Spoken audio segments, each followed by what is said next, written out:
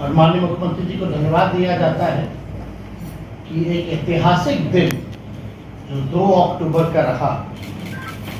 जो बापू का जन्मदिन हम लोग मनाते हैं, उस दिन जाति आधारित गणना, जाति की क्या स्थिति है वो जो है सरकार द्वारा पेश किया गया।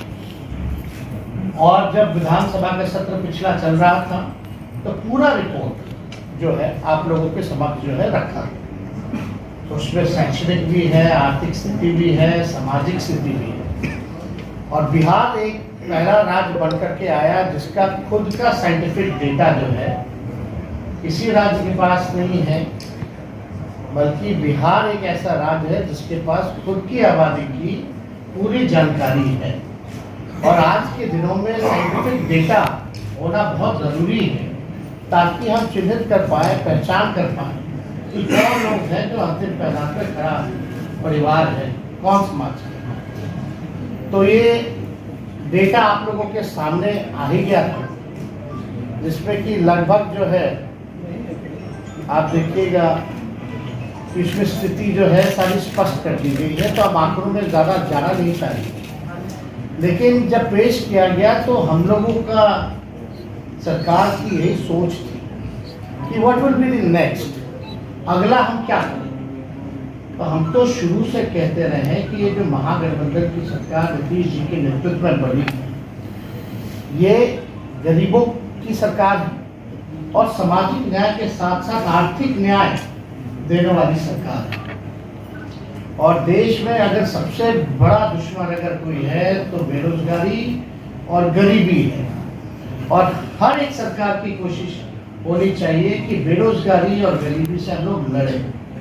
अब जब आंकड़े जब सामने आ गए हैं और हम लोगों का मानना है और आंकड़ों में भी ये स्पष्ट हो गया है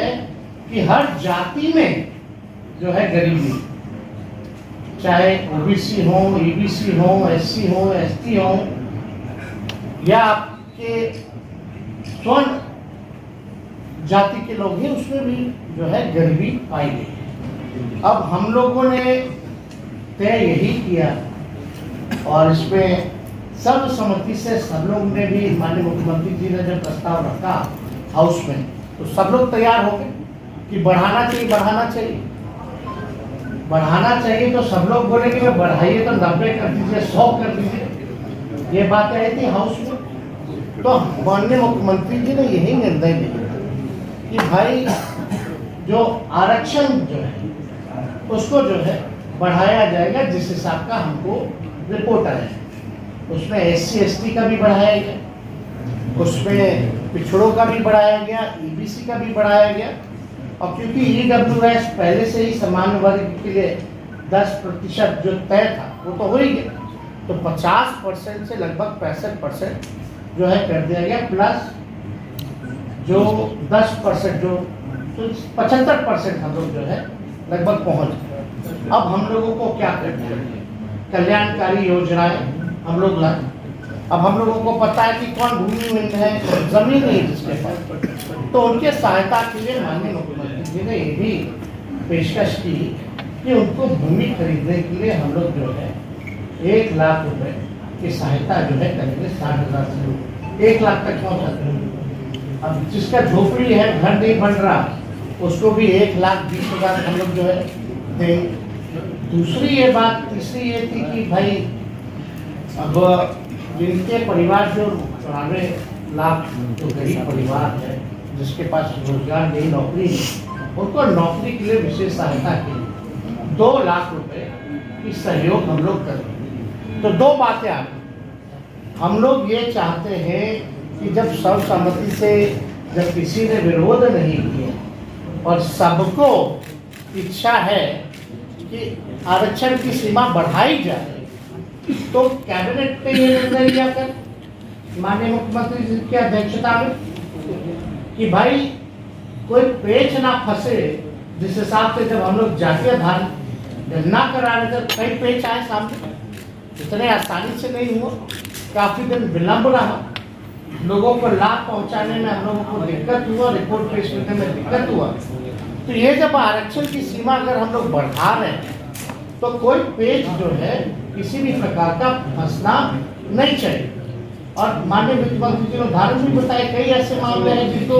शेड्यूल 9 में जो है, तो हम लोगों ने यही रिकमेंड किया है कि भारत सरकार जो है,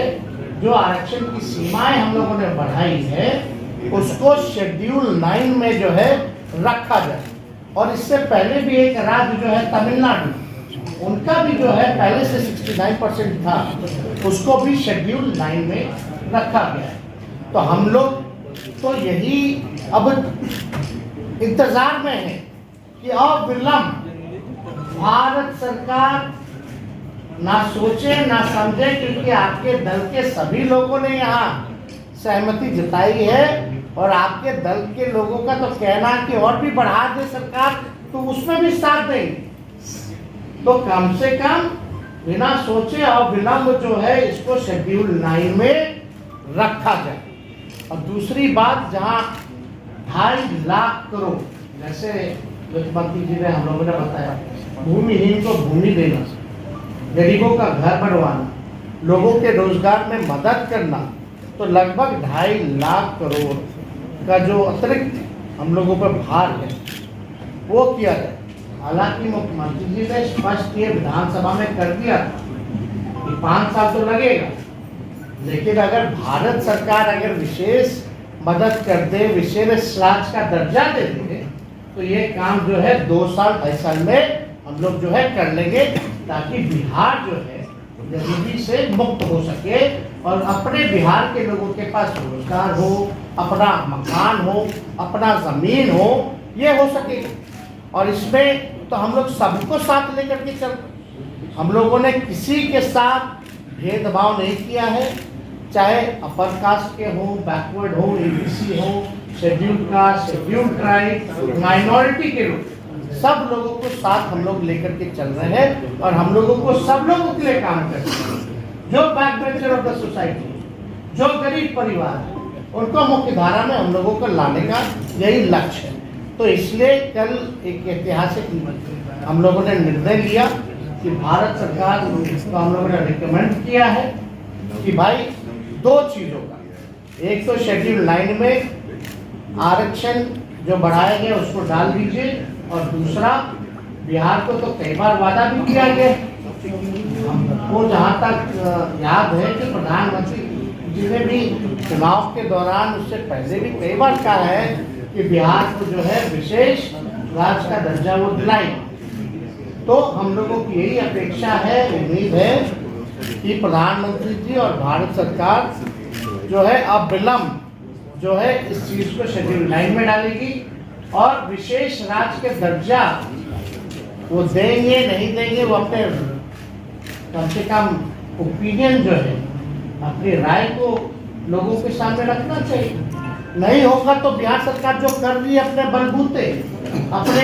खुद के खर्च पर, वो हम लोग करते रहे। तो ये इसलिए जो है आप लोगों को यहाँ बुलाया गया और सूचित किया गया कि भाई ये चीज़ें जो हैं, क्योंकि आप सब लोग को भी फायदा, आप लोगों के जान पहचान वालों को भी फायदा है, सब लोग आप लोग बिहार के लोग हैं, और बिहार को अगर विशेष राज्य का दर्जा मिलेगा तो इससे बड़ी बात क्या हो सकती है।